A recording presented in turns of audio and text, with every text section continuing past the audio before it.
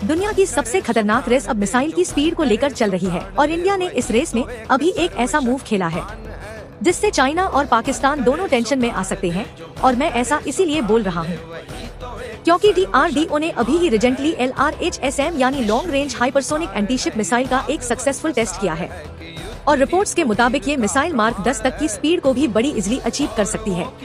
अगर आसान भाषा में मैं आपको मार्क 10 का मतलब समझाऊं तो ये होता है आवाज की स्पीड से भी 10 गुना तेज, यानी कि इतनी हाई स्पीड जिससे एनिमी को ढंग से रिएक्शन का टाइम ही ना मिल सके। ये मिसाइल स्पेशली एनिमी वारशिप और एयरक्राफ्ट कैरियर को डिस्ट्रॉय करने के लिए ही डिजाइन करी गई है।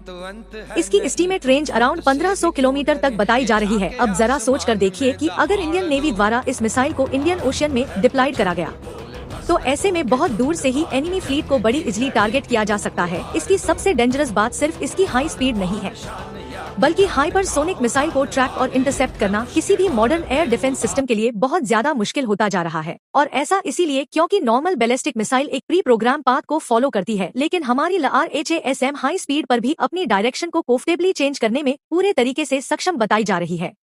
और बिल्कुल इसी वजह से आज दुनिया के सिर्फ कुछ ही कंट्रीज के पास हाइपरसोनिक टेक्नोलॉजी मौजूद है, जिसमें US, रशिया, चाइना, ईरान समेत अब भारत भी रिपीटेडली इसी लाइट क्लब में एंटर कर चुका है। रिपोर्ट्स के मुताबिक LRHSM फ्यूचर में इंडियन नेवी की स्ट्राइक कैपेबिलिटी को कंफर्टेबली चेंज कर सकती है। अगर किसी कॉम्प्लिकेटेड सिचुएशन में एनिमी की वारशिप या एयरक्राफ्ट कैरियर इंडियन ओशियन के पास भी भटकता है तो भारत उसे 1000 और किलोमीटर दूर से ही इफेक्टिवली न्यूट्रलाइज करने की कैपेबिलिटी आज डेवलप कर चुका है। आज के प्रेजेंट सिनेरियो को देखने के बाद एक्सपर्ट्स का यही मानना है कि फ्यूचर वारफेयर में जिस कंट्री के पास हाइपरसोनिक वेपन्स बड़ी संख्या में मौजूद होंगे उसकी मिलिट्री डोमिनेशंस भी तभी जाकर स्ट्रांग हो पाएगी। इंडिया ऑलरेडी ब्रह्मोस जैसी डेडली मिसाइल्स को ऑपरेट करता है, लेकिन हमारी LRHSM हाइपरसोनिक टेक्नोलॉजी की वजह से एक नेक्स्ट जनरेशन वेपन माना जा रहा है। DRDO के साइंटिस्ट लगातार इंडिजिनस एडवांस वेपन्स पर काम कर रहे हैं ताकि भविष्य में किसी भी दुश्मन को एक बहुत तगड़ा और खतरनाक जवाब दिया जा सके। अगर आज का वीडियो आपको पसंद आया तो कमेंट में जय हिंद लिखना बिल्कुल भी न भूले।